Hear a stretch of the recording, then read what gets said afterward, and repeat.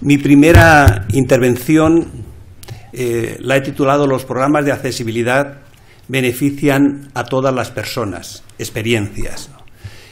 Y quiero resaltar mucho este tema porque los distintos tipos de accesibilidad, que sabéis que son múltiplos: tecnológica, cultural, física, cognitiva, económica, si los abordamos inteligentemente, nos van a beneficiar a todas las personas, con lo cual, porque a veces se considera que las acciones de accesibilidad pues van muy orientadas a ciertos colectivos, pero ya veremos que todos tenemos limitaciones, además muchas más de las que pensamos, con lo cual pues nos va a ser de extraordinaria utilidad. Por eso, repito, nuestra hipótesis siempre de partida es que cumplir con la accesibilidad nos beneficia a todas las personas. Hay una frase de Bernard Noël que dice: ¿qué es lo que no veo en lo que veo? Y que muchas personas la tienen pues como gran referencia, es decir, ¿qué es lo que no veo en lo que veo? O sea, eso que nos dejamos. Pero, fijaos, es que Noël se deja muchísimas cosas, porque además de preguntarnos ¿qué es lo que no veo en lo que veo?, nos tenemos que preguntar ¿qué es lo que no huelo en lo que huelo? ¿Qué es lo que no toco en lo que toco? ¿Qué es lo que no escucho en lo que escucho? ¿Qué es lo que no degusto cuando degusto? Y en fin, y podríamos seguir con más preguntas. Y si pensamos cada persona que está aquí, ya veréis que tenemos muchísimas limitaciones en todos estos sentidos. Y de hecho nuestras experiencias sobre accesibilidad han sido un enorme aprendizaje para nosotros en el sentido vital y en el sentido de disfrutar más con todos los sentidos. De ahí que lo que aboguemos, como otros muchos expertos, es por el museo multisensorial. Entonces, fijaos, un sencillo ejemplo. Teníamos que abordar, pues, explicar este casco, ¿no? Y bueno, si simplemente hacemos un programa interactivo, pues, bueno, pues en realidad lo que tenemos es una relación tecnológica con ese objeto que es un casco Tlingit de madera. Entonces, esto nos va a permitir hablar de interactividad e interacción, que yo voy a ser bastante pesado con estos dos conceptos. Interactividad son relaciones tecnológicas, e interacción son relaciones físicas y personales. Sabéis que quizá el gran éxito de las redes sociales se basa en que hay interactividad, relaciones tecnológicas, con interacción, relaciones personales. Y bueno, pues en este caso que yo os comentaba, esas relaciones físicas, dice, bueno, pues nosotros no simplemente hacemos un programa interactivo, sino que hacemos una réplica del casco que tocamos y que nos sirve de interfaz. Y como un casco es para la cabeza, pues nos lo ponemos y nos convertimos a través de un avatar en ese personaje. Entonces, tengamos muy claro, interactividad, relaciones con intermediación tecnológica, e interacción, relaciones físicas y personales. La imagen que vemos ahí de una persona con el casco puesto e interaccionando son unas pruebas, o sea, ese no es el sistema definitivo, pero una vez que se pone el casco se convierte en un guerrero Tlingit y actúa como un guerrero Tlingit, pero buscamos esa parte de interacción física con la interactividad, relación tecnológica. Voy a poner un ejemplo en un museo del que fui responsable en Jerez. Pues está en un palacio precioso, diseñado por Garnier, el mismo autor de la Ópera de París. Y bueno, pues yo estaba muy empeñado y me costó, en hacer una maqueta, pero una maqueta pensando en personas con discapacidades visuales que pudieran disfrutar ese palacio, que es un feliz anacronismo en Jerez, porque fijaos, con un estilo muy afrancesado, con elementos barrocos, renacentistas, precioso. Pero no solo pensaba en las personas con discapacidades visuales, decía, si hacemos una maqueta que realmente represente al palacio, no hacemos simplemente una maqueta de formas, que es lo que se suele hacer, pues nos va a encantar a todos. Y probablemente es uno de los sistemas más sencillos que hay en el museo y que más éxito tienen, ¿no? Además está en la capilla del palacio, que no sabíamos muy bien qué hacer con la capilla, y os aseguro que cuando van personas con discapacidades visuales lo disfrutan, pero es que los disfrutamos todos, entre otras cosas porque podemos ver el palacio a vista de pájaro, podemos rodearlo y tener esa sensación de apropiación del palacio. Pero además, decíamos, nos beneficia a todos. Cuando hacemos un 3D para reconstruir el palacio, que hacemos esa maqueta, ese 3D nos permite hacer un programa en realidad virtual que luego podemos hacerlo para móviles, e incluso con unas sencillas gafas, pues disfrutar como si estuviéramos dentro del palacio, ¿no?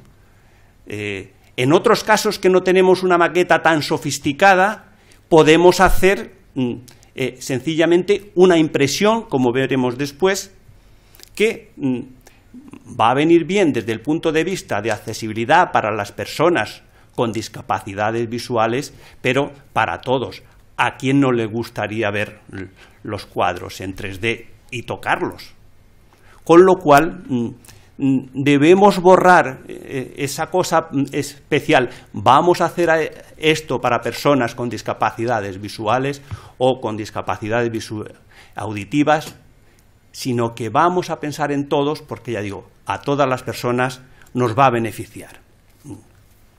Otro de los colectivos a los que nos dirigimos es a personas privadas de libertad. Entonces, os voy a transmitir muy rápidamente una experiencia que hemos tenido en la unidad de madres Jaime Garralda. Las unidades de madres son centros penitenciarios para mujeres que tienen semilibertad y que tienen niños, entonces pueden estar con los niños hasta los 3 años. Son unas unidades muy interesantes y muy significativas que están empezando a implantarse en los países más avanzados y afortunadamente nosotros las tenemos. Saben que hay una población de mujeres reclusas como del 8%, y bueno, pues como decía, estas unidades albergan a estas mujeres en régimen de semilibertad y a sus hijos hasta los 3 años. Entonces, lo que se busca es que ese espacio no recuerde a una prisión. Entonces, muy rápidamente, el perfil de las personas que están en este centro, y además hay una persona del grupo que ha estado en el centro conviviendo con ellas 15 días. Entonces, es una población muy vulnerable, hay una alta tasa de analfabetismo, poca cualificación profesional, muchas mujeres proceden de minorías o de entornos de pobreza y marginación. Y una cosa que me comentaba Elena Moreno, que es la persona que hizo la investigación allí, es que casi todas las mujeres sienten culpabilidad y también sienten una gran incertidumbre cuando salgan fuera. Entonces, cuando les preguntamos su relación con el Museo del Prado, la mayoría no lo habían visitado ni tenían intención de hacerlo. Sin embargo, y ahí es donde nosotros podemos aprovechar esos resquicios, estaban dispuestas a ir al Museo del Prado si se hacía como una actividad extraordinaria, con lo cual también pues, se distraían y salían del centro penitenciario. Y luego había 4 personas que sí lo habían visitado. ¿Y qué decían? Pues que todas coincidían que era un lugar no hecho para ellas. Sin embargo, mostraban interés por la cultura y les impresionaba el Museo del Prado. Se quedaban abrumadas. Y decían que para disfrutarlo, pues se necesitaban unos conocimientos que ellas no poseen. Entonces, a la pregunta que hacíamos, ¿qué haría que volvieras?, respondían, explicaciones más sencillas y cercanas. Nos decían que ellas lo que querían saber es cuáles eran las obras principales, porque el museo era excesivo.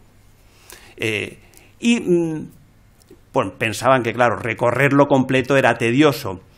Y se interesaban mucho, sin embargo, porque los niños, sus niños, esos niños que ellas pues tenían en este centro, pues pudieran acceder a esta cultura, y decían que en ese sentido les gustaría que fuese más llamativo, más interesante y más curioso. Entonces, bueno, pues ahí, fijaos que nosotros hay muchas estrategias, porque decíamos, ¿y quién marca los cuadros fundamentales? Bueno, por supuesto, pues podemos pensarlo, pero también sería interesante contar, porque uno de los juegos podría ser decir, bueno, vamos con vosotras a elegir cuáles son los cuadros fundamentales. En fin, surgen estrategias buscando ese resquicio, dice, porque si tenemos ese resquicio para que se interesen por el arte, pues vamos a aprovecharlo. Por supuesto, estos son unas primeras impresiones que se les pasarán a todo el grupo mucho más detalladas, ¿no?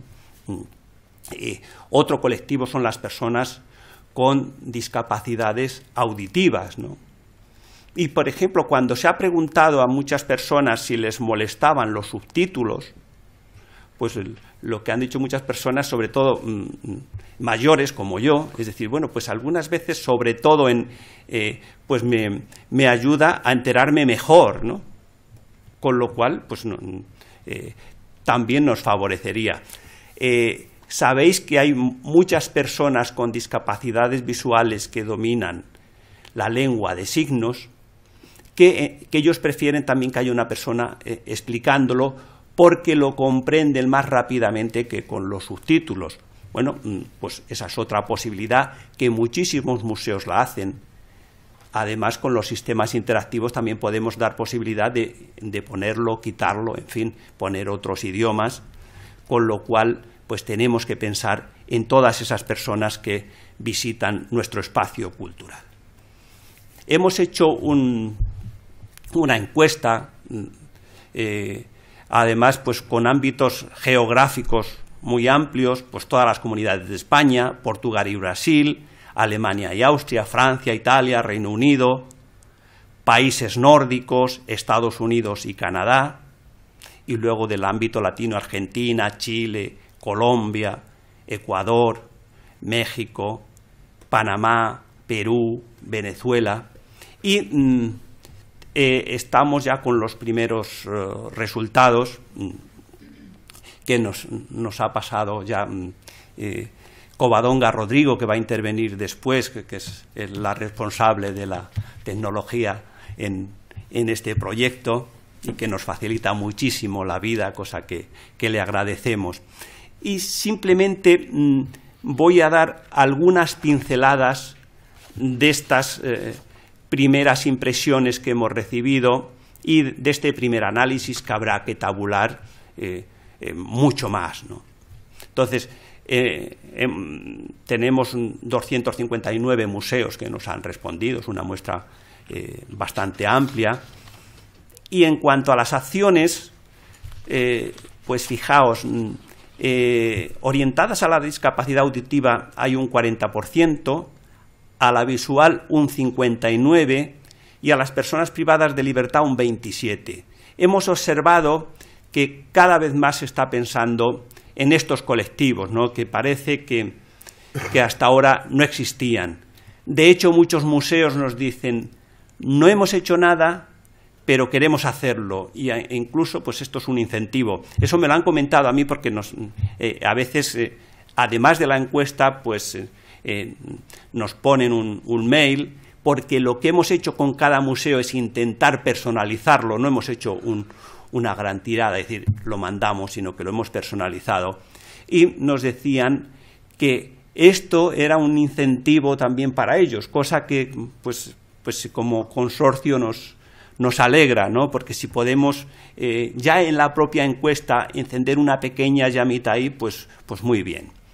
En cuanto a las actividades por edades, había un 23% enfocadas a lo infantil, un 34% a primaria, un 44% a secundaria, un 45% para bachillerato, había para adultos muchas actividades hasta el 86% y otros el 8%.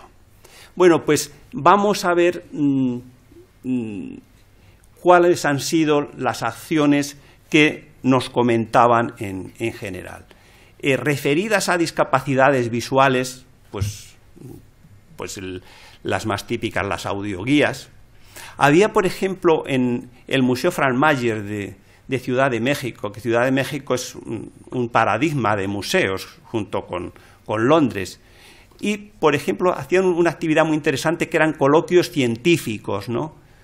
Todos los meses hacen coloquios científicos con personas con discapacidades visuales y después del coloquio, con los expertos, hacen recorridos por el museo tocando algunas piezas.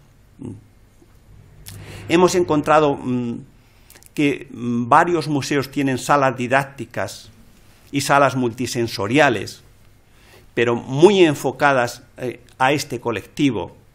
Luego veremos que, bueno, pues estas salas, lo interesante es orientarlas a todas las personas. Cartelas en braille, pero bueno, pues ahí, por ejemplo, Jesús Argumedo, que después nos va a hablar, nos podía comentar, porque muchas veces están los carteles en braille y dice, ¿y cómo llegó ahí? ¿No? O sea, es que fíjense que por eso tenemos que ir a nuestros públicos objetivos, porque ponemos unas cartelas en braille y nos quedamos tan contentos, pero ¿y cómo llega esa persona ahí? O sea, porque además saben que se pueden hacer guías por el suelo, pero a los arquitectos les molesta mucho que la estética estropee su maravilloso suelo. Pero ¿por qué no hacer esos recorridos que podamos realmente pensar que esas personas son absolutamente autónomas? Aquí está Jesús, que ha sido alumno nuestro, que tiene una discapacidad visual y que tiene una autonomía total. Pero, por ejemplo, cuando nos presentamos al consorcio, resulta que el programa de currículum de la FECIT no era accesible, ¿no? Y entonces eso es un poco una vergüenza, porque dices, o sea, yo no he notado que Jesús, con su discapacidad, tenga menor autonomía que cualquier alumno. Claro, si les ponemos zancadillas y no lo tenemos actualizado, pues claro. Entonces, fíjense, importante en nuestros públicos objetivos. Lo mismo que hemos hecho, pues vamos a esas personas que están privadas de libertad, a ver cuáles son sus inquietudes. Y lo mismo con el resto de colectivos. Luego, pues no hay grandes novedades, pero por ejemplo, pues las maletas didácticas, maquetas sonoras. Fíjense, nosotros hemos utilizado a veces maquetas táctiles con sonoras, porque además de tocarlo, que te lo expliquen, ¿no? Había algunos museos que tenían actividades colaborativas con otros museos y bibliotecas. Bastantes están haciendo guías de buenas prácticas. Y lo que hemos observado es que tampoco hay muchas publicaciones. Normalmente lo hacen, pero no publican los resultados, que yo con algunas personas de distintos museos lo hemos comentado y decíamos, bueno, pues es que es muy importante también decir lo que hemos hecho, para animar, para que eso por simpatía se multiplique. Y vamos a hablar de una pequeña experiencia rápidamente. Hay un antropólogo colombiano que tiene un artículo que se llama El Museo Multisensorial, cuando la oscuridad hace brillar el oro. Un antropólogo ciego visita el Museo del Oro. José Andrés Colmenares Molina. Y os leo la conclusión a la que llega José Andrés. Dice: para terminar, rememoraré una anécdota que viví con una de mis vecinas y que probablemente se repite cuando un invidente planea visitar el museo. Cuando ella supo que viajaría con mi familia a Europa, preguntó: ¿pero para qué va a ir si no va a ver nada? Si la idea implícita en este interrogante fuese correcta, bastaría con ojear las fotografías de cualquiera de los países del mundo.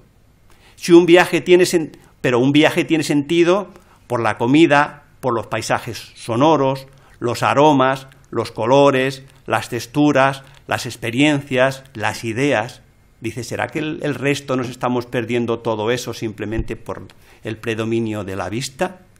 Es decir, dice José Andrés, la realidad es multisensorial y los museos son una parte de esa realidad.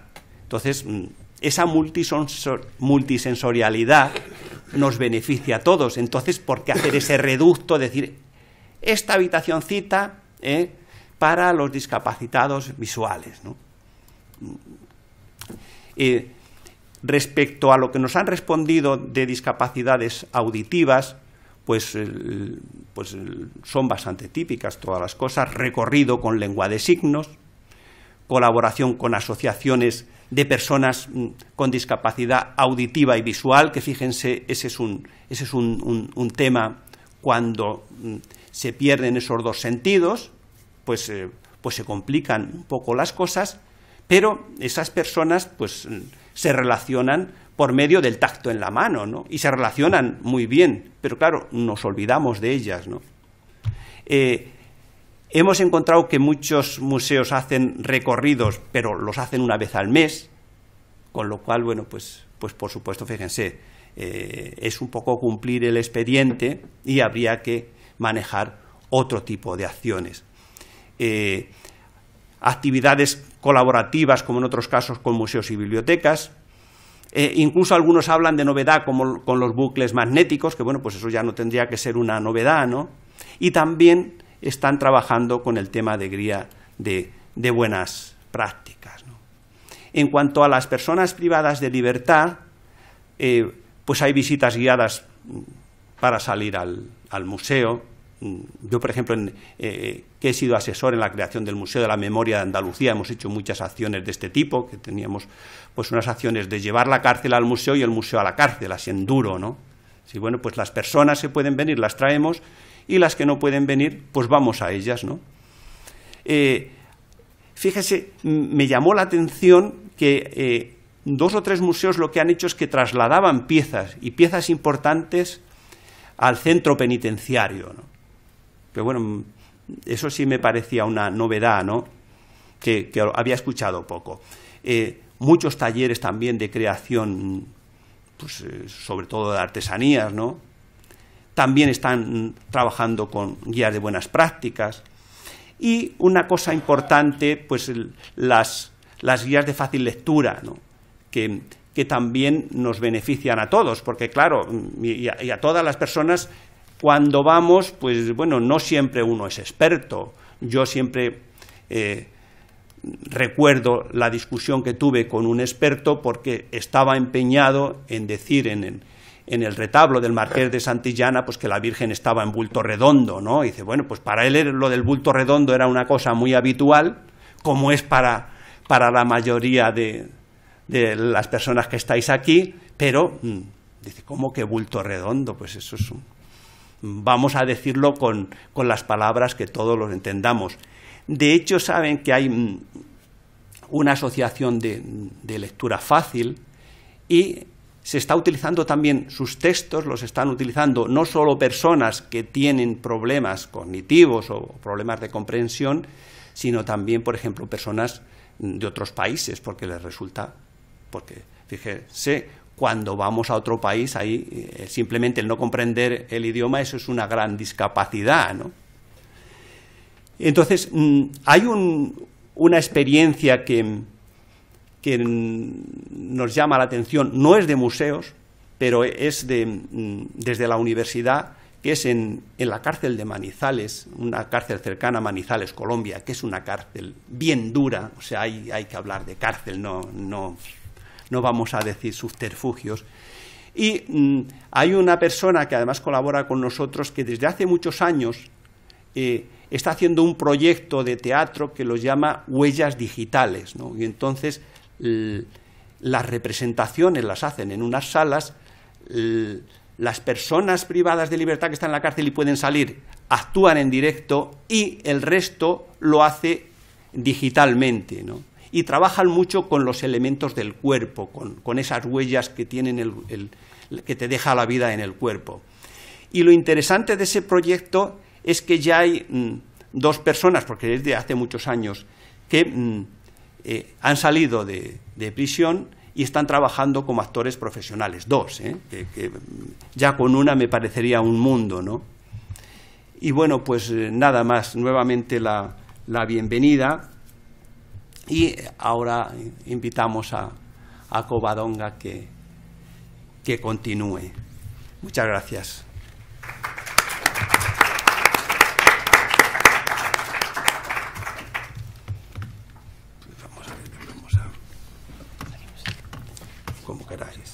Como queráis, si lo mismo.